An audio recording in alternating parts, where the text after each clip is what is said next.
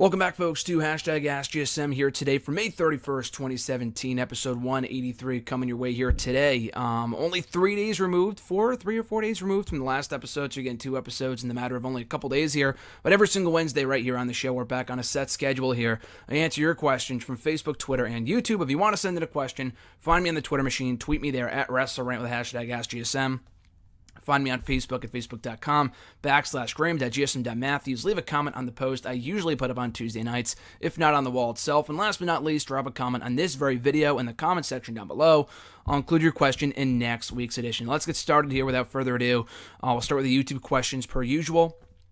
Prince5835 from YouTube. Do you think WWE needs to fix Finn Balor's demon character?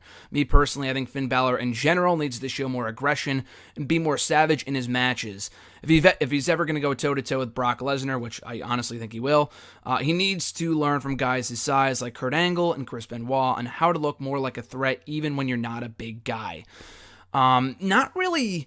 I would say more of the demon. You kind of hit the nail right on the head with the first part of the question there with the demon. I talked about it with Jason before and many other people in regards to the demon is not really that much different from Finn Balor. And I mean, obviously the appearances and the presentation of the character is from the entrance and stuff like that, but the music isn't really that much different with the exception of like an added intro.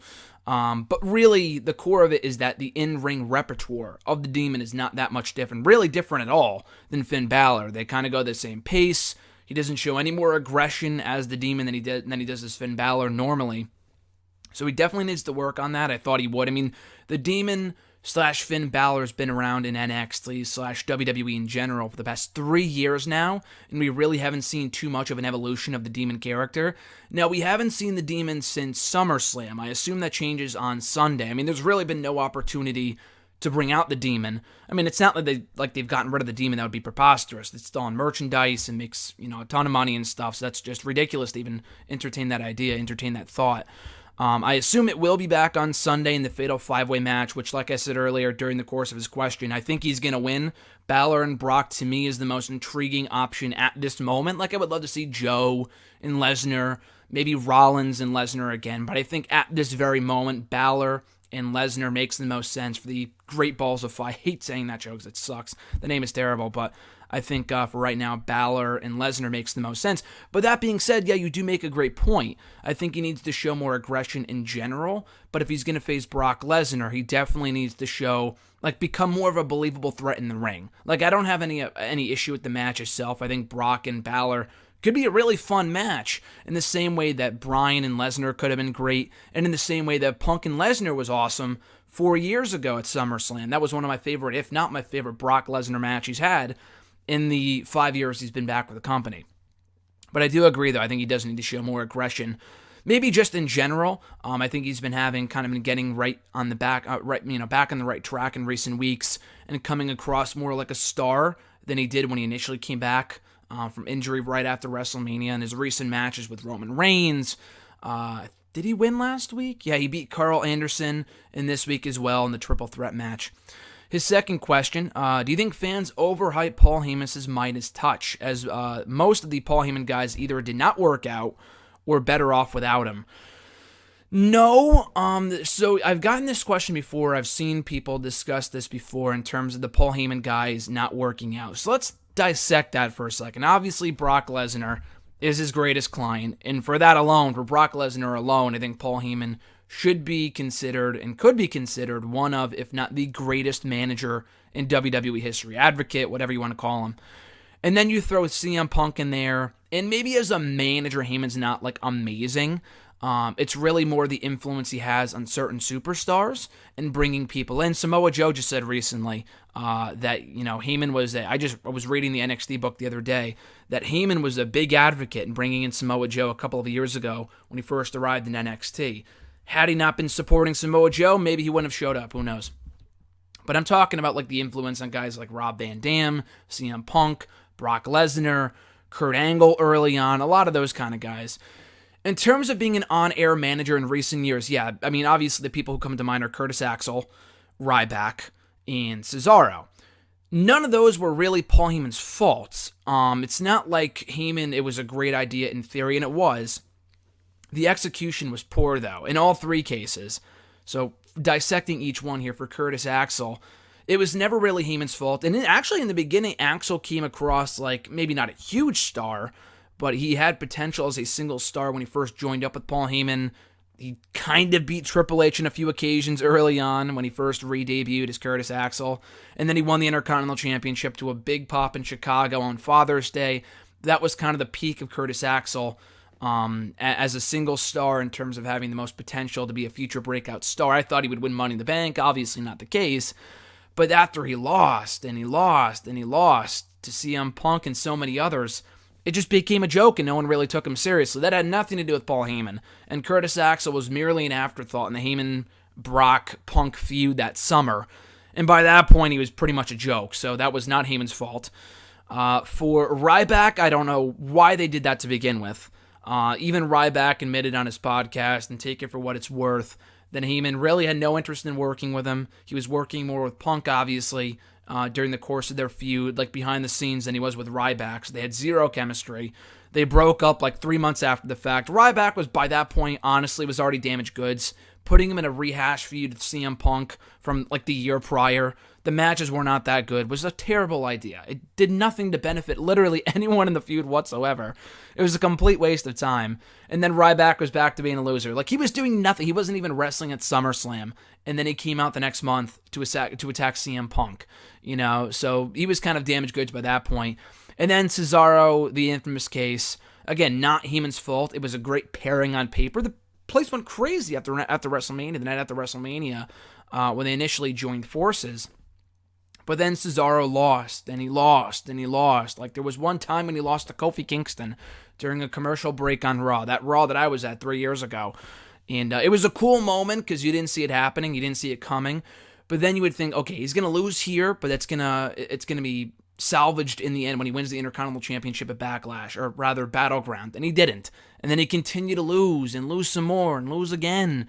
It was a complete waste, and then the guy just went nowhere, and they broke up. So, again, that was not Heyman's fault. It's really just poor writing. So, if they do another Paul Heyman guy storyline, which they haven't in like 3 years at this point, besides Brock Lesnar, it would have to be the right guy that you know they're not going to screw up. Someone they have full faith in. I mean, a guy like CM Punk they're not going to mess with. So obviously the pairing was phenomenal. It was a perfect pairing. Like, I think a Roman Reigns-Heyman pairing would be great. We talked about it last week in regards to a Heyman-Balor Club pairing there. I think it would be awesome too if Heyman turned on Brock at Great Balls of Fire and joined forces with Balor and Anderson and Gallows. You know they're not going to mess with Finn Balor and his potential in WWE. So I think that would be a great pairing too. He has to be paired with guys that WWE creative won't lose faith in. Like, won't lose interest in quickly, like they did with Axel and Ryback and Cesaro. For better or for worse. His next question: for the past few months, we've seen Sami Zayn lose a number one contenders match for the United States Championship, but then be placed in a WWE title number one contenders match right after. Similar to that, we see Seth Rollins and Finn Balor lose a triple threat match, but now are Universal Championship contenders. Am I wrong for pointing out WWE's terrible incentives for their wrestlers? Absolutely not. I mean, this has been a recurring issue for many years now. And how many times have people come on air and like the backstage videos and the Fallout videos and even on Raw itself have come out and said wins and losses don't matter, which is such BS because it's not true. Like, they wonder why no one's over when it's all 50-50 booking, because wins and losses do matter. Maybe not individual matches. Like, if you lose this one match, maybe you're not doomed forever, but in the grand scheme of things, wins and losses absolutely matter. And for WWE to think otherwise is just stupid. It's not true. So, I mean, they should definitely obviously try to condition fans. It's going to take time, but yeah, stuff like that is just, it makes absolutely no sense. When they first held that 5-6-pack challenge to determine the number one contender for the WWE Championship, it's like there were a bunch of losers in there. Like, what did any of these guys deserve to do? What did they do to deserve a potential shot at the WWE Championship? Luke Harper? He hasn't done anything in months. Jinder Mahal, I know he won, but like prior to that point, what had he done? Lose to Mojo Rawley twice? Like, you know what I mean? It made no sense. So yeah, I mean, you're not wrong in pointing that out because it's true. Wins and losses to WWE do not matter. But when they do matter, like, they'll only matter when it's convenient for them. That's really the narrative of WWE. Things only really matter when it's convenient for them. When they're going to try to build up Roman Reigns, they're going to give him 10 million victories over big stars like Braun Strowman and The Undertaker because it's convenient for them to build him up as a future world champion, as the next WWE Universal Champion. But for Jinder Mahal, I mean, I talked about it last week. It's not the fact that he's... Okay, it's part of the issue is the fact that he's WWE Champion, but it's that there was no build-up at all. I know he beat Zayn and Orton and Styles on SmackDown. I don't want to rehash my thoughts from last week. I don't want to echo my thoughts from a week ago, from a few days ago. But it's like prior to that point, prior to becoming the number one contender, he didn't do anything to deserve that spot on the card. So, like, where was this push 6 months ago when he was losing to friggin', Bo Dallas on Superstars? You know what I'm saying? So, wins and losses absolutely matter. No matter what they tell you, they absolutely matter. I mean, look at Roderick Strong, a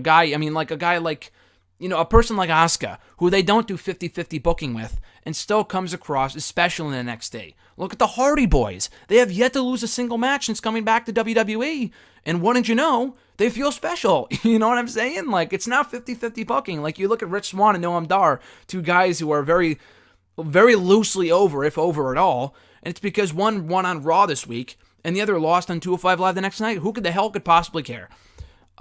His next question, have you heard about a potential WWE theme park being created? No, I have not heard that. I assume it's just rumors. I have not heard that at all, actually.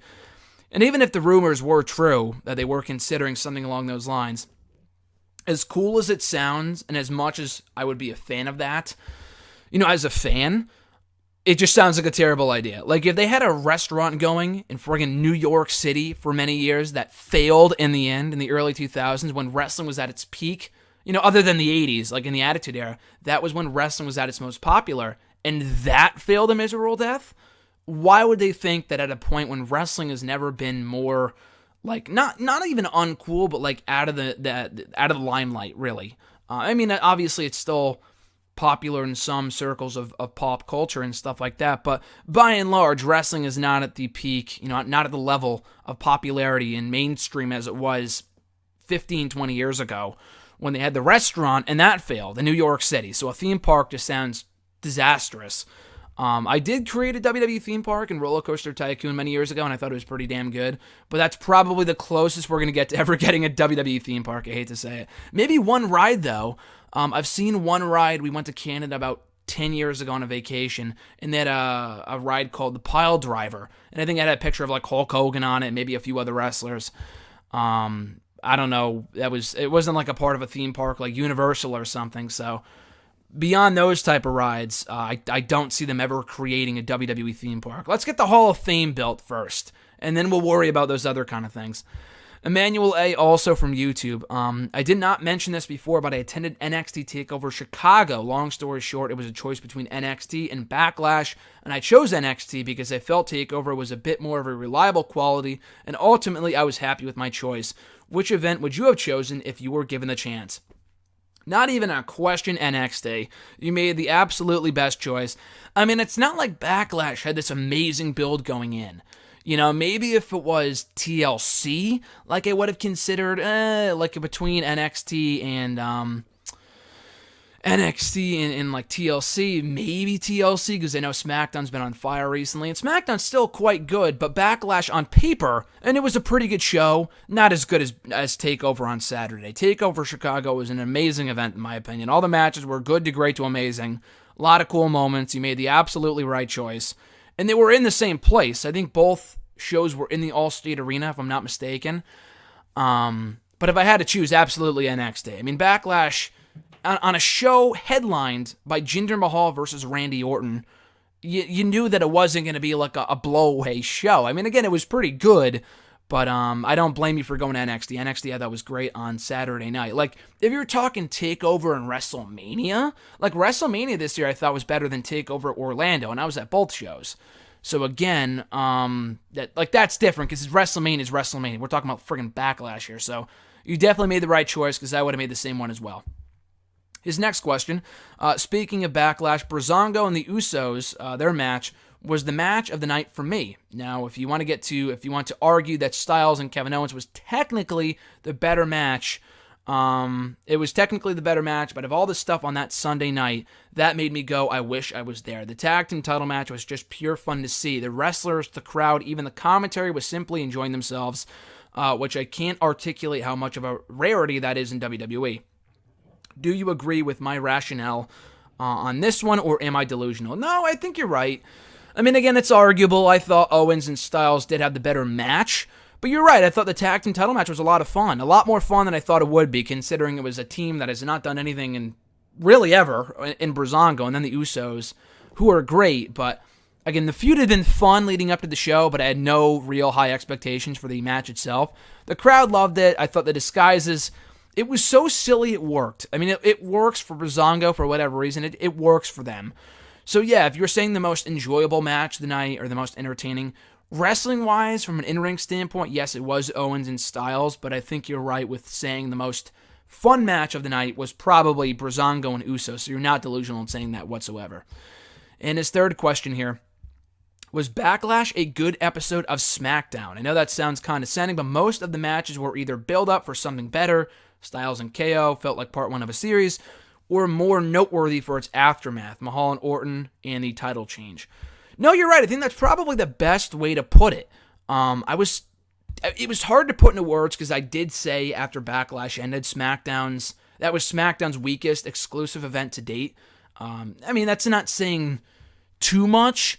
I mean, I don't know. Just because Backlash, or the first one a couple months ago, like in 2016, Backlash, No Mercy, TLC were all awesome. Elimination Chamber was pretty good. This one was easily the weakest, but it had a great crowd, though. It was still pretty good on the whole, just not as good as the other SmackDown shows. But anyway, yeah, it was a pretty good episode of SmackDown. I mean, it wasn't like a blow-away show, like, oh my god, that was amazing. But you're right, Styles and KO are continuing their feud. They're probably going to have better matches and more matches down the road. Orton and Mahal, like I said earlier, that match just kind of bored me to tears. But the title change was newsworthy. It ended the show on a shocking note. Like you said, the aftermath is probably more newsworthy than the match or the title change itself. Harper and Rowan bored. It's completely just a total waste of time. The women's match, total waste of time. Nakamura and Ziggler was pretty good, but again, another match you could see on a great episode of SmackDown. So, yeah, I would say Backlash was a good episode of SmackDown. That's probably the best way to put it. Brandon A., also from YouTube's got a couple questions here. So he said, I absolutely love Shinsuke Nakamura, but the promo he did last night was abysmal. What he said makes sense, or what he said made sense, but I missed a lot of it, and the language barrier is a factor. I'm sorry. How can we justify wanting this guy to co-main event or main event WrestleMania and win the championship against AJ Styles if he can't talk? He can't just go off his charisma alone, in my opinion. What are your thoughts? Yeah, the promo last night was not that good. I thought it was all right. For one thing, I will say, at least they're not having him talk with a mouth guard in anymore. That's definitely a step in the right direction. That was just, I don't know why they were doing that for so long. They thank the Lord they stopped doing that because you just could not understand the guy at all. The promo last night was not that good. Like you said, I agree. I don't know if he was mumbling or if he forgot his lines or whatever. I mean, there was kind of that issue in NXT. He got better over time. So like you said, can he not main event WrestleMania if the guy can't talk? Let's not go that far. I think the guy is over enough alone. He's good enough in the ring where it's not that big of a factor. It is a big factor. Mic skills are very important, obviously, but it's May right now. WrestleMania is not until March, April of next year. We've got almost 10 months, almost a year until WrestleMania 34. There is plenty of time for Nakamura to cut promos and get better and just improve on the stick. So let's not go that far, but if his mic skills are as bad now if they're as bad then as they are right now, a year from now, then maybe we'll talk. But I think he will improve. He really was not cutting many promos in NXT, so he didn't get a lot of practice down there. And a lot of the promos he was cutting were in interviews and backstage segments and pre-tapes and stuff, so they could obviously chop it up and edit it up if they wanted to. SmackDown, not so much considering it's live. So yeah, I think, the mic skills are a very important factor, but there is plenty of time for him to improve. His second question, in the past you've talked about your apathy for wrestlers like Dolph Ziggler and Natalya. I know they are old news at this point, but they have they have lost a lot. But if you don't have the newer talent feud with them, doesn't that mean the new talent just keeps fighting each other and then WWE becomes more repetitive than it already is? Dolph and Natty are great wrestlers and in my opinion should actually win some of their feuds. I actually think that they should both win their Money in the Bank ladder matches because the fresher faces can recover easier. What are your thoughts? So I completely disagree on the last part there. Ziggler winning Money in the Bank would be the absolute worst choice. And again, I know he beat AJ on Tuesday, but that was just in order to make him a threat. Because the guy's been a loser for how many years now? Just no one... I don't want to say no one cares about Dolph Ziggler, but the guy has so much to offer, and the guy actually cut a great promo on Talking Smack. You know what? I will come to the defense of Dolph Ziggler, and it's not that I've always been a Ziggler hater. I mean, I've always loved Dolph Ziggler. I've been a huge Ziggler fan. I've gone to bat for the guy how many times and saying they shouldn't turn him heel. He's over as a babyface. He's likable, but the guy's such a freaking loser, and he hasn't done anything in years that I've completely lost all faith they're ever going to do anything noteworthy with him. And at this point, why would you give him the Money in the Bank when you can give it to Corbin, to Zayn? Nakamura might be a little early, but Styles doesn't really need it, but there was Owens in there. Like, why would you give it to Dolph Ziggler? Like, they had their shot with Ziggler last year when they had him win the six-pack challenge or the five-way or whatever the hell it was on the first SmackDown Live of the new era, of the brand split, whatever, the post-brand split. And then he went on to go for the WWE Championship at SummerSlam. They had a real opportunity there, maybe not to put the championship on him, but to once again establish him as a top player on SmackDown. The feud was great. I thought him and Ambrose hit it out of the park every chance they got leading up to that show. But the match itself was a complete disappointment. It was a good match, but there was nothing exciting about it. Being there in the crowd, no one gave a shit about the match. And it did neither guy any favors at all. No one turned heel. Ambrose won clean. Ziggler was a loser yet again. And then he was back to literally doing nothing like the next month. And again, they've had their moments with him. The Miz feud I thought was great. He beat Miz to a great pop in whatever city that was in No Mercy. But then he lost again. Then it was back to doing nothing and feuding with Apollo Crews and Kalisto in a feud that no one could care less about. So once again, with Ziggler, I've said before the guy should just leave the company just because it seems like he does not care anymore. Like, that's part of the problem. He does not seem motivated. Now, again, as I said earlier, I thought he cut a great, focused, motivated promo last night in Talking Smack. Coming off the win over AJ Styles, maybe that helped a bit. But, like, genuinely the guy seemed like he cared again, which a side of Ziggler I have not seen in quite some time. It just seems like he goes out there and goes through the motions. Not that he's not a great wrestler anymore. He can still go if he wants to. It's just that character-wise, he just seems so lifeless. He comes out to the same damn music. He cuts the same stupid promos about the Jackson 5, all this other pointless, outdated garbage that's not funny. It's not funny at all. I don't know why he thinks he's funny. I'm personally maybe I'm in the minority here. Maybe I'm in the minority just in thinking the guy's not comical whatsoever on Twitter, on the mic, whatever. He's just not funny. So maybe he doesn't have a future in stand-up comedy after all. But as a wrestler, he's quite good. It's just that he has not had that fresh coat of paint in so long, and coming out the whole 80s look, it just feels, I just don't care. Like, it seems like he's just going through the motions. So that's my 2 cents on Ziggler. With Natalya, the woman's been here for 10 years now. She's been here for so long. She's won one championship, a reign that lasted 2 months. And she's another one. I mean, she's better as a heel. I mean, I will say she's doing her part in making me hate her. And Natalya is so freaking annoying. But it's that the part of the appeal of Natalya a couple of years ago, 5 years ago, even 2 or 3 years ago, was that she was one of the better wrestlers on the roster. Probably the best wrestler on the roster. In the eras of like the Rosa Mendez's and the Camerons and the people like that who just absolutely sucked. Kelly and all the others. That she just was terrible. All the other women were terrible. Natalya was one of the best wrestlers on that roster, and they were completely underutilizing her. By this point, after seeing that she's lost so much, like, it's past the point where she's like damaged goods. Like, we've gotten to that point where I just cannot buy her as a legitimate threat as champion. Promo-wise, she's just not really that good at all. Again, she's much more annoying as a heel, so she does a good job in being a heel because she comes across as so detestable on Total Divas, which I know is scripted and whatnot, but she does not come across as likable on that show whatsoever, ever. Her husband, TJ, comes across as much better. He comes across much better. He's not on the show anymore, but he's great on that show. She's just annoying as all hell. Her sister, too. She's just completely detestable. But Natalya, no. Should not. I mean, maybe if she won, they could do Natalya, Naomi. That's not the worst thing. Ziggler winning Money in the Bank, I just could not care less about whatsoever. But, again, it's not that they need to leave or that my apathy towards them is their lack of evolution. Natalya has done a better job of that than Ziggler, who feels like you could compare Ziggler from now to like 2 or 3 years ago, and he hasn't changed at all. Like, he's he's like digressed or degressed or whatever. Digressed in the ring in the past 2 or 3 years, or as a character anyway. In the ring, he's still great, like I said.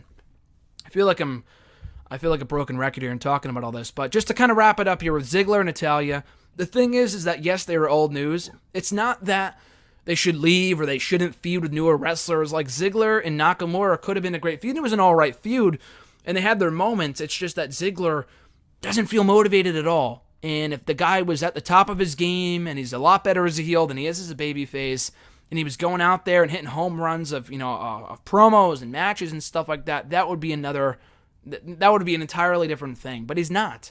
He just feels there. He's just another guy on the roster. And at this point, I just could not bring myself to care about either one of them. His next question, kind of relating to the last question, but if the pre-NXT era wrestlers are continuously seen as irrelevant by the WWE Universe, what happens when Adam Cole, Ricochet, Bobby Roode, Aleister Black, Kenny Omega, and other potential shiny new toys come to the main roster? What happens to the guys like Seth Rollins, Dean Ambrose, Finn Balor, AJ Styles, Kevin Owens, Corbin, etc., a few years from now when they are no longer the new hot girl at school? So yeah, that's a pretty good question. So in that respect, what I got to say to that is that even Seth Rollins, I mean, they're not really, like you said, the new hot girl at school, whatever. They're really not. I mean, Seth Rollins, Rollins has been able to evolve as a character, going from heel to face, changing up the character. I mean, and there's still work to be done there with him as a babyface. But still, I mean, he's not like the new guy on the block. Probably half the roster is newer to the WWE than he is. Ambrose, and Reigns, believe it or not, have been around for almost 5 years at this point. 5 years this November. And that's quite a long time. That's quite a while. So it's not like they're, brand new. So yeah, it's not like people don't care about Seth Rollins. He is a perfect example of a guy who if they handle him well, and Ambrose to an extent as well, and obviously Reigns, that if you handle them well, give them good feuds, and protect them, then they won't feel like, oh, they're yesterday's news and we don't care anymore. Like, a lot of these people are being handled quite well. Kevin Owens, Finn Balor, and I know Balor and Owens are relatively new to the roster, a lot newer than the Shield guys. But yeah, you got to protect the superstars of right now. And it's not that you should get rid of the pre-NXT guys. Like, I'm all for using everyone in the roster. Like, Kofi Kingston's been here for almost 10 years, but he feels fresher than ever as part of the New Day. You know what I mean? So it's not like a pre-NXT thing. If you're not part of NXT, if you didn't come from NXT, then I don't want you on the roster. It has nothing to do with it. Because Kofi Kingston's a perfect example of a guy who's been here for 10 years. And it's not like I'm saying fire the guy, because he feels he's evolved. He's doing better work now than he was 5 years ago when he was just floundering. If we still saw the same Jamaican, maybe not the Jamaican Kofi Kingston, but like the Kofi Kingston of like 3 years ago, when literally he was just having matches and winning and losing every single week, then yeah, I would say get rid of the guy. But like Del Rio is a perfect example of a guy that just no one brought themselves to care about anymore. He did not evolve as a character. He just was another warm body in the roster, and he left to go find success elsewhere. Jack Swagger, another perfect example of a guy who has been just, we've been conditioned to know that he's just to think that the guy's a loser and he's not going to go anywhere. So why care? Why invest in these characters? Rollins I can still invest in, even though he's been here for 5 years, which is a pretty long time in the WWE, just because people come in and out all the time. That with a guy like Seth Rollins, I feel like I can invest in him because I know that he's going to be involved in top-tier storylines and he won't win and lose every other week, that kind of thing. So, yeah, if they can protect the superstars of today and of yesterday, like even Big Show. I think you guys all know my thoughts on the Big Show and how I just could not care less about the guy for the most part. And how my hatred for Big Show is really not as much there as it was a while ago. But when they used the guy right, I'll praise him. Like the Big Show matches that he had with Braun Strowman were great. I thought the matches they had were awesome. So it's not that if you're not from NXT, then you need to leave. It's just that you need to be used right. They need to care about those people. Like I talked about it with John and with RJ so many times. It's like they had that era of guys from like 2009 to 2011 they were trying to pump out that just went nowhere. Like Sheamus is probably the best of the bunch and he's still here. But guys like Jack Swagger, Drew McIntyre, who obviously left and came back and is better than ever, Alberto Del Rio, like Not that, because they didn't come from the indies, that means they're no good. It's that they try to produce these stars on their own. They were in a really dark place for a while with these guys. They would push them for a while, they would lose interest, and they would just go nowhere. These guys had potential, they just went nowhere.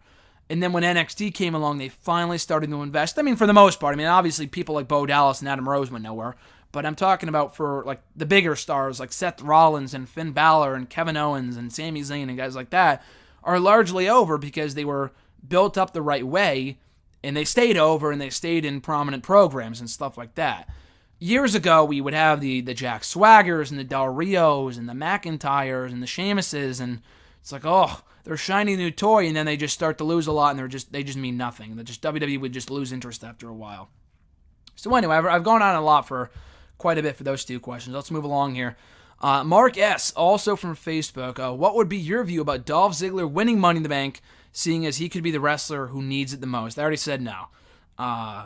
Would I hate? Yeah, honestly, it's not like, I wouldn't hate it. I would probably hate it. Like, the thing with Ziggler that I didn't mention before, and I hate to keep on going on rants about Dolph Ziggler here, it's just that he's done everything. The guy has done everything. It's not like he's been here for 10 years and has never won a world championship. The guy was world champion twice, albeit for not very long, but he was already world champion. He's been Intercontinental champion how many times? He's been United States champion. He's been tag team champion. He's literally done it all. He's wrestled on Raw. He's wrestled on SmackDown. He's faced John Cena, Randy Orton, Baron Corbin, Shinsuke Nakamura at this point, Kevin Owens, Dean Ambrose, Seth Rollins. He's feuded with everybody on the roster. So that's the problem with Dolph Ziggler. Him winning Money in the Bank to cash in on who? Jinder Mahal? Really? Really? Like Mahal and Ziggler? Orton and Mahal is bad enough. That just has not done anything for me whatsoever. But Ziggler and Mahal that just sounds atrocious. They had their chance with Ziggler a year ago. That was their last chance to do something meaningful with the guy. They failed. Time to move along and focus on the future. His second question, I've asked this before, but what would be it would be great to get your view on it. What is a TV championship, and could it be an option to introduce it one for 205 Live? So TV titles are supposed to be like it's only defended on TV, and I guess pay-per-view too. Ring of Honor has one. ECW used to have one back in the day. WCW used to have one back in the day. It's really a glorified mid-card championship. There's really not much of a difference between a TV title and an Intercontinental Championship or a United States Championship. There's not that much of a difference. That being said, for 205 Live, it doesn't need it. 205 Live, the last thing they need is more championships. They don't have that big of a roster to begin with. What they need is to get out the hell off of Tuesday nights. It's to get the hell out of friggin' the SmackDown arenas, because that is dying a death. And I'll talk more about the 205 Live guys and the Cruiserweight guys and Neville and Aries in a little bit, but that is not helping them at all. Taping after SmackDown is probably the worst thing they could do. The fact that it's live, no one cares. It's not doing them any favors, because the crowds are leaving. They're getting zero reactions. They need to either go back to Full Sail University or cancel the show altogether, because just people just do not care about the show, unfortunately. And the Cruiserweight division is dying a death because of it. So yeah, the last thing they need is a TV title or another championship. Focus on the title they have now and try to make the best out of the show, because another championship will not, be the solution to their recent woes. His next question, now that DIY have split up, who would you like to see as challengers to the Authors of Pain for the NXT Tag Team titles? Obviously, Heavy Machinery, I would say. I think they set that up. Spoiler alert, they're probably setting it up on a recent episode, on an upcoming episode of NXT TV for TakeOver Brooklyn 3. I mean, I guess they could do it in an upcoming episode of NXT. They could do the match before Brooklyn, but why wait? I mean, why do it before then? Just wait. I think it's a better match for the TakeOver. Maybe they win there. Who knows? But yeah, it's probably going to be Heavy Machinery. Obviously, TM61 will be back at some point. I don't think they'll be the team to unseat Authors of Pain as the NXT Tag Team Champions, despite their history. But I think it's going to be probably Heavy Machinery at the Brooklyn special in August. His next question here. Let's say Roman Reigns won the Fatal 5-Way match at Extreme Rules and fought Brock Lesnar. What would be your take on a 20-minute Iron Man match as a stipulation for the bout, as a test for Brock Lesnar's stamina, or would it be a bad idea? We know Brock can go in an Iron Man match. He had one, albeit it was over 10 years ago, but he had one with Kurt Angle, and it was a great match. Then again, though, key words being there, over 10 years ago. Could Brock go in an hour match now? Probably not. The guy gets blown up pretty easily. I mean, the guy's great in short spurts, like the Brock or the Brock and Goldberg match at WrestleMania this year. I thought was awesome and was really well done. Could he go in an hour match? Probably not. So I'm going to say no. Roman Reigns, probably the same thing. Part of the appeal of that Roman-Brock match was the fact that it did not go on for 30 minutes. It was, despite what you might think, it was like a 15, 16-minute match. For the main event of WrestleMania, it did not go that long. Probably one of the shorter main events in recent WrestleMania history. If not of all time. So yeah, for Lesnar and Reigns, I mean, I'm not opposed to the match. You know what's going to happen. Or you said 20-minute. I'm thinking 60-minute. But a 20-minute Iron Man match is kind of silly. Like, it's usually either 30 minutes or an hour. 20 minutes doesn't make that much sense. It feels like you're going to have to get a bunch of pinfalls in there in 20 minutes. Just have a regular 20-minute match. You know, so probably not. That kind of defeats the purpose of having an Iron Man match. Like, why would you have a pinfall in the first 5 minutes of the bout and then have, like, go 2-2 in the first 20 minutes? Like, you should get one pinfall within the first 20 minutes. Like, by the 20-minute mark, you should have one pinfall, not like 5. So I'm going to say no to that, but a 20-minute Brock and Reigns match wouldn't be the worst thing, because we know they could go for close to 20 minutes as they did at WrestleMania 31. Next question from Jeremy B., also from Facebook. Is it a shame that we're never going to get Cesaro versus Brock Lesnar? Yeah, it is. I mean, that's a match I would have loved to see. I think a lot of people would have loved to have seen. It just sounds great on paper. Cesaro's unadulterated strength versus Brock Lesnar's pure power would have been amazing. I mean, there's still a chance we can get it. Until Cesaro is gone or Brock Lesnar's gone, there's always a chance we can get it. I don't think we're ever going to get it on pay-per-view. It would have been cool if they did it on like one of those one-off specials, like at like the MSG special or Roadblock or the Beast in the East. Now that those are a thing of the past, I doubt we're going to get one anytime soon, if ever. It's pretty unlikely at this point with Cesaro being a tag team guy, but they've took him out of tag teams and put him in main events before, so it's always possible. But yeah, Cesaro Lesnar probably not going to happen, but still would have been great if it had happened a few years ago. I think the peak, like the prime time to do it, would have been like back in 2014, early 2015, after Cesaro broke off from Paul Heyman. There was a story there with Cesaro being a Paul Heyman guy, Brock being a Paul Heyman guy. A lot, very similar to what they had done with Punk and Lesnar, where they were both Paul Heyman guys for close to a year, from 2012 to 2013. Punk broke off from Heyman, and in that time, Punk and Lesnar never interacted once. So when they finally came face to face on that episode of Raw, like in June 2013, it was a sweet moment. It was an awesome moment because it was unprecedented. You had hoped for it for a long time, and it led to a great match at SummerSlam. So then again, like I said, Cesaro Lesnar would have been the time to do it in 2014. By this point, pretty unlikely, but it is a shame that we'll probably never see it at this point. His next question: do you think they'll add another person to the Jinder group on SmackDown? Probably not. I think they're fine with just Jinder and the Singh brothers, but I think you actually proposed this, Jeremy, on your Twitter not too long ago. I saw you tweet about it, but there is some other guy of Indian descent in NXT. I have no idea what his name is. I'm pretty sure he's very, very green. They just signed him. But just because he's Indian, don't put him with Jinder just because he's Indian. And the guy's super green. I mean, the Singh brothers are kind of green, but they've been wrestling for a while now, so it's not that big of a deal.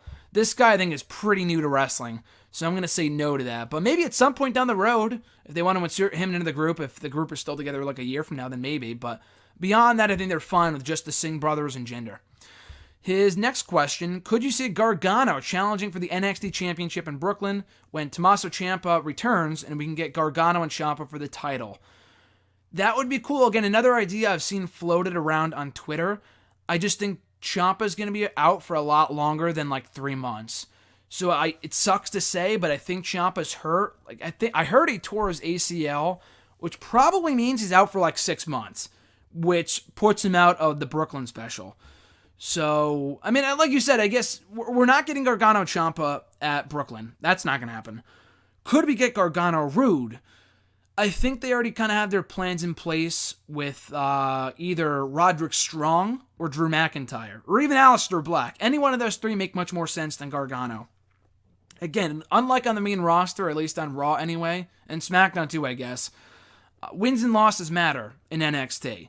And Roddy and McIntyre and Black have all been winning a lot of matches recently. Gargano, not so much. So for him to go from losing the NXT Tag Team title match for a third straight takeover to challenging for the NXT Championship would kind of be stupid.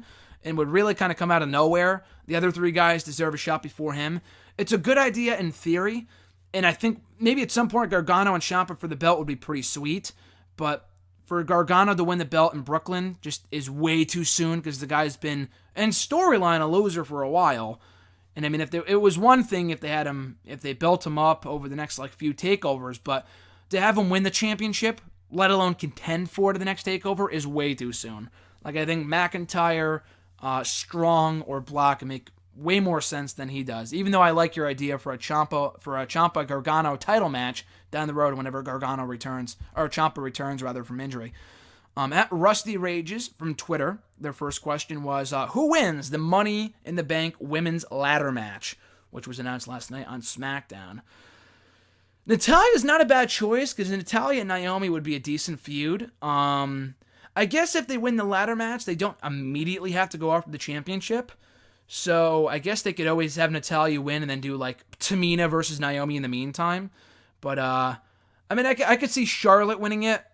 You know what? Charlotte makes the most sense, I guess, because they kind of left off on, Charlotte and Naomi still have unfinished business from about a month ago. So that would be a pretty good feud as well. I don't see them going that route. I honestly see Carmella winning. They had Carmella. She keeps on bringing it up, how I beat the champion twice, blah, blah, blah. I think they're going to have Carmella win. I wouldn't have her win. She's not there yet. She's not that good yet. I mean, I guess they could have her cash in the title shot months down the road. I don't think they will. But I mean, I think it'd be pretty cool if we had Charlotte or Natalya. Again, just because I don't care about Natalya doesn't mean she's not a good choice, because Natalya and Naomi would be a decent feud. But I think it's going to be Carmella, just because they've been kind of positioning her as the next one in line for a title shot, despite the fact that she did not earn an immediate championship match at Money in the Bank. In storyline, she probably should have. She beat the champion twice. So I'm thinking that she's going to win the ladder match, but I would be open to really anyone else but her winning it. Maybe Tamina too, because Tamina sucks. Other than Tamina and Carmella, I'd be open to Natalya, Becky, or Charlotte. And Charlotte's probably my second choice, but I'm going to go with Carmella because I feel like they're probably setting her up for a future championship run, or even at least a championship feud with Naomi coming out of Money in the Bank. His second question, when do you think Asuka will lose her championship and debut on the main roster? And also, will Asuka ever lose? And if so, to who? So when do I think she's going to lose her championship? To Ember Moon in Brooklyn. Makes the most sense. I think Ember's cleared. I think she wrestled at the most recent set of NXT tapings. So she could be back. She should be back anytime soon now. And should be good to go, obviously, in time for Brooklyn 3 months from now. In a rematch against Asuka, which they've been setting up for since TakeOver Orlando. So I think it's going to be Moon winning the championship in Brooklyn, and then maybe Asuka loses a rematch at the next TakeOver after that. I don't know if you have to do 3 matches between Moon and Asuka. I guess you could. You could always do it on an episode of NXT TV. But I think Moon and Asuka in Brooklyn makes the most sense. Moon wins, then Asuka debuts on Raw or SmackDown. I would say SmackDown. Maybe Raw, but I feel like Raw's in a pretty good place now, right now with their women, aside from the awful This Is Your Life segment, which I'll talk about momentarily. But Asuka on SmackDown makes more sense. I feel like they need more star power, at least. Definitely on the heel side, should probably come up as a babyface, but then you could turn Charlotte. I would put Asuka on SmackDown, but I think Asuka will probably lose her title in Brooklyn in August and debut on the main roster shortly thereafter. Then his next question is Brock Lesnar's absence and him holding the WWE Championship or the Universal title, whatever, hurting Raw. It is, but Raw has been in the same place for a while now. I might as well tie this into at E13A's next question here, also from Twitter.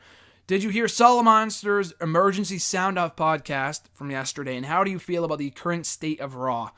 So these two questions kind of go hand in hand here. Raw's not in a great place. I tweeted the other day that I'm enjoying wrestling right now. There's a lot to like, especially with the roster. I mean, you look at the roster right now, and in my opinion, it has never been better in terms of pure in-ring talent. I mean, maybe in the Attitude Era when people were more over and stuff, but you look at the people they have waiting in the wings in NXT, on Raw, on SmackDown, and it's incredible. The star power they have right now in this company is absolutely amazing. But yet, the program, at least Raw, does not feel must-see. And it's not that the WWE is dying a death, because SmackDown's still pretty good week to week. I always look forward to SmackDown. NXT's great right now. The UK stuff I thought was great. They aired a few weeks ago.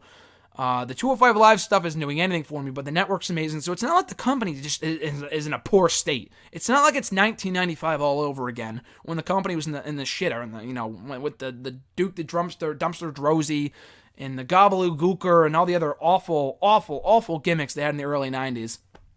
It has nothing to do with that.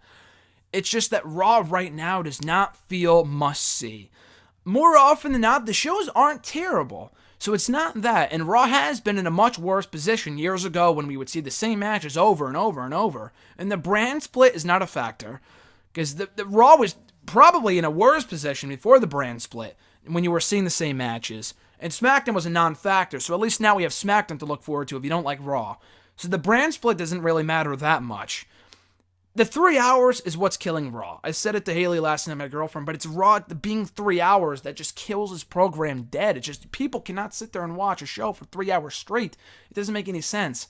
And it just kills the consistency and the flow of the show. Like I thought the first hour and a half, first hour and 45 minutes of Raw on Monday night were pretty good. I thought it was pretty awesome. And not awesome, but I thought it was at least enjoyable. But then it just fell off a cliff after the This Is Your Life segment and the Titus and Kalisto stuff, and Rich Swann and Noam Dar. I was like, oh my God, will this show ever end? And the main event was great, so it's not like the show was terrible. And it's not the lack of WWE Champion either. Brock should not be in the show every single week. And it's not the lack of WWE Champion, because at least people are fighting for a title shot now, going into the Extreme Rules pay-per-view on Sunday. So it's not the lack of championship, because we had the same issue before, and Raw was, in a bad place even then in late 2014, early 2015. But even when we did have a WWE champion, when Seth Rollins was champion, he was being booked like crap. And Raw was not in the best place even then when Sheamus was champion in late 2015. And even at certain points last year, Raw wasn't that great.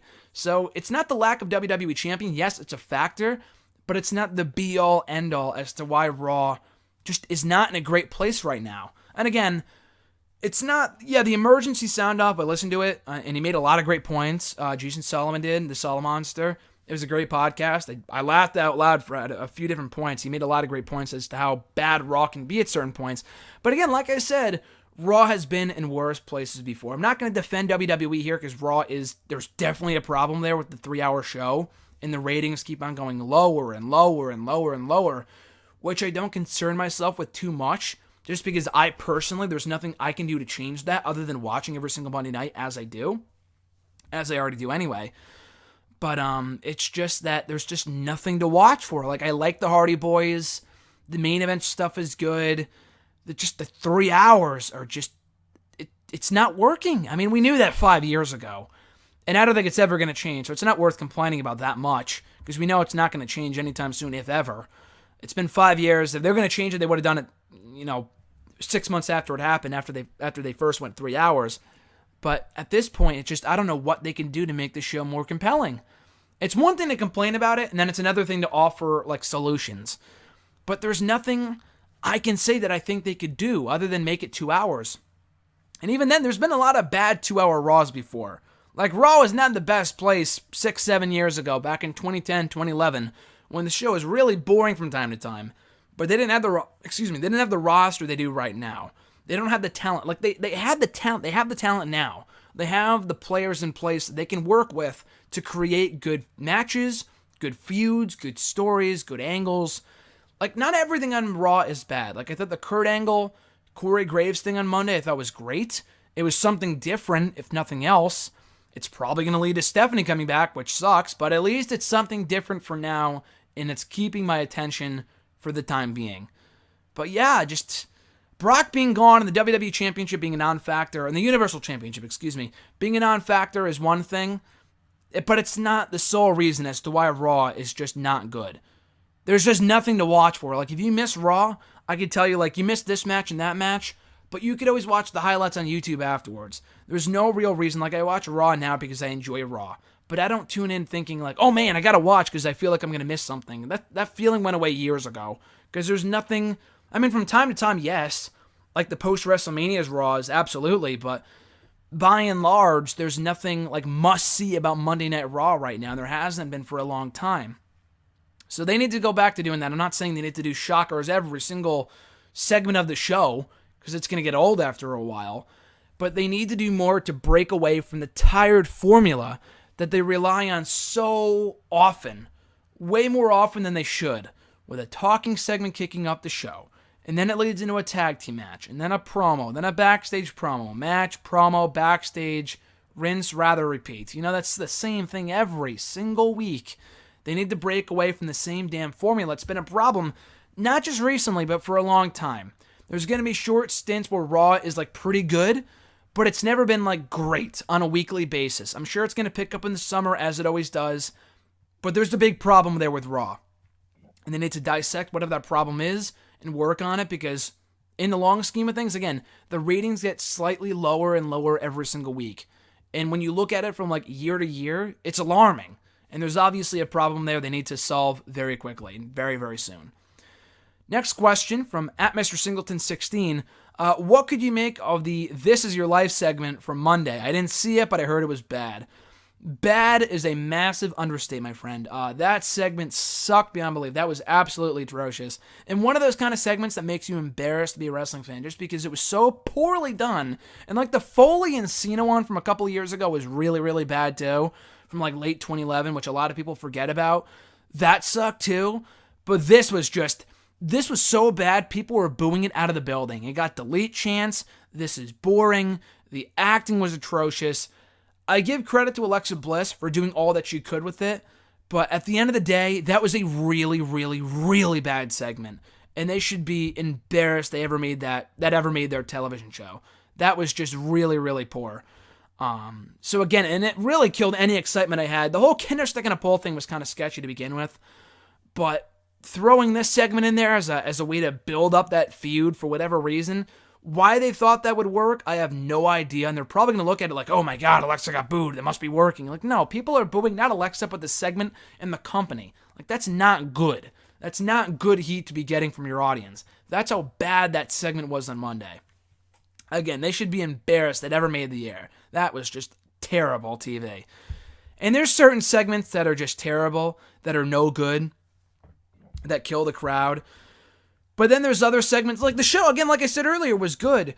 But that segment was just, that put Raw way down. If you have one of the worst segments, if not the worst segment of the year, on a single episode of Raw, it's going to kill that show. That show is not going to be remembered for the awesome Rollins and Reigns match. It's not going to be remembered for the pretty good Balor, Wyatt, Joe triple threat. It's going to be remembered for that terrible, terrible, terrible This Is Your Life segment. So, again, that was just... You said you didn't see it. All I can advise you to do is to not go back and watch it. That's the very least I could tell you to do, because it was that bad. It was not good at all, to say the least. His second question, what do you think about SmackDown having 2 Money in the Bank winners? How will WWE handle that? It's different, because it's not like we're having 2 Money in the Bank winners again, because one's a man and one's a woman. So they're in 2 very different divisions. It's not like we have one for the US title and one for the WWE title, or 2 for the World Championships or whatever, like we used to many years ago, back in 2010 and 2011, when we would have 2 Money in the Bank winners, and that was before or after the brand split and before the current brand split. But yeah, one's a woman, one's a man, so it doesn't make that big of a difference. I would rather have that than have 2 Money in the Bank ladder matches for 2 sets of one for the men, 2 for the men and then none for the woman. I like this idea better. I've already expressed my thoughts in the women's Money in the Bank ladder match. I talked about it last week, how dangerous it could be, but in theory, it's a good idea. I'm excited for the opportunity. Hopefully they don't kill themselves, but it's something different, so I appreciate that. It's out of the box. It's outside of the box. We'll see how they handle it, but hopefully, they could, what they've done in the past when they have 2 Money in the Bank winners. I mean, now it's different because one's a man, one's a woman, but sometimes they'll have the people cash in very quickly, so they only have 1 Money in the Bank contract holder. So they could have the woman cash in immediately, or I doubt they'd have the guy cash in immediately, but they should, because Jinder does nothing for me as champion. They should, but they won't. But yeah, they could always have the woman cash. I don't see them having whoever wins the women's Money in the Bank ladder match, I don't see them holding that briefcase for too long. They could cash it in the next pay-per-view or the next SmackDown, or even that night if they wanted to. So I don't see them holding that contract for too long. And final few questions here from Brad Berdar. He's got 4 questions. First one being from the Twitter machine, obviously. Why is Baron Corbin in the Money in the Bank ladder match when he lost his match at Backlash? and when there are far better options, in my opinion, like Luke Harper, Ty Dillinger, or even a member of the New Day. Because that's what works with the stories they're currently telling. To have, AJ Styles and then, AJ and Owens who were feuding, or I guess are still feuding, I don't know, Nakamura and Ziggler, and then Zayn and then Ty Dillinger would kind of be random because Zayn was feuding with Corbin, so you got to get Corbin in there. So that's the reason as to why Corbin's in there. I mean, Corbin's not a bad choice anyway. Yeah, from a storyline standpoint, it makes no sense. The guy's lost way more matches than he's won recently.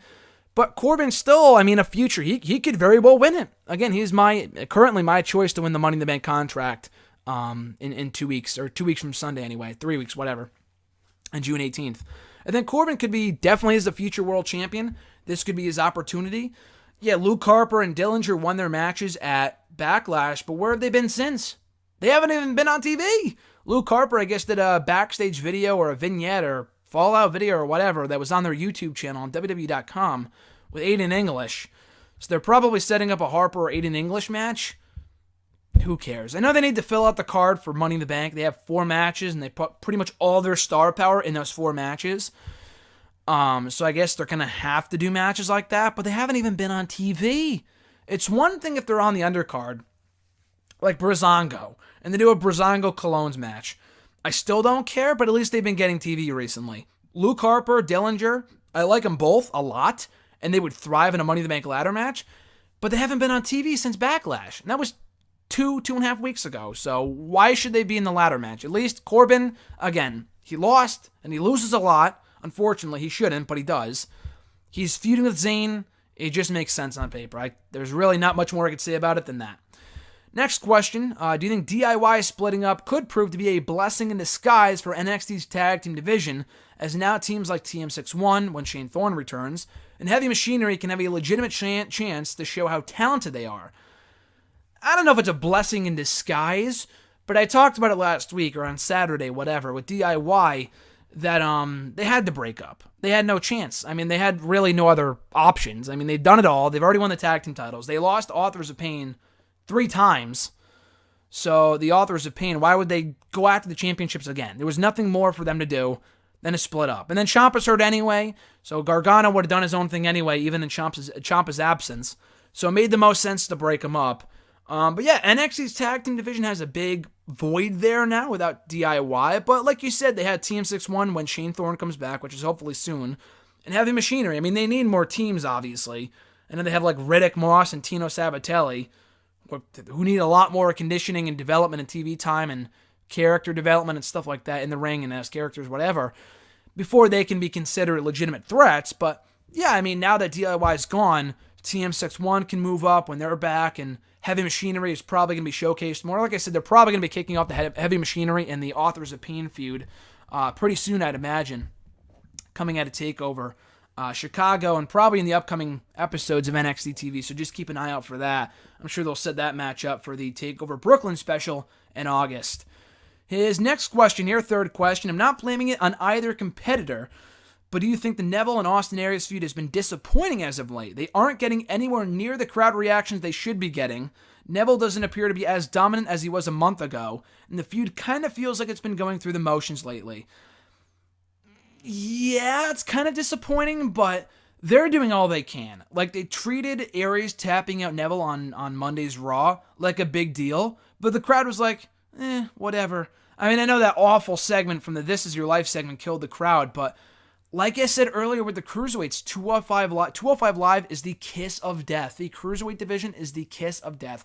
When people see those purple ropes, when the purple ropes go on, their brains go off, like The Miz would say. That's how bad it is currently with the Cruiserweight division. People are just bringing themselves, they've been conditioned to not care about the matches, because the matches aren't any different than any other match on the show. So it's not like they're having these amazing matches like they were in the CWC in the Cruiserweight Classic last summer. It's not like that at all.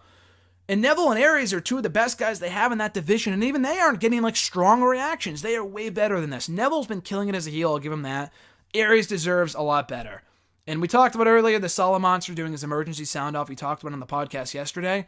Aries should lose on... I hope he wins, but if he loses, hopefully it means that he's leaving the Cruiserweight division. The guy is so much better than this garbage. I like the idea of a Cruiserweight division, but the way that WWE has done it, just people aren't caring. They're not giving these guys any reactions at all. So Aries is way better off on his own, doing his own thing in the mid-card, upper mid-card, hopefully on SmackDown where he won't be lost in the shuffle.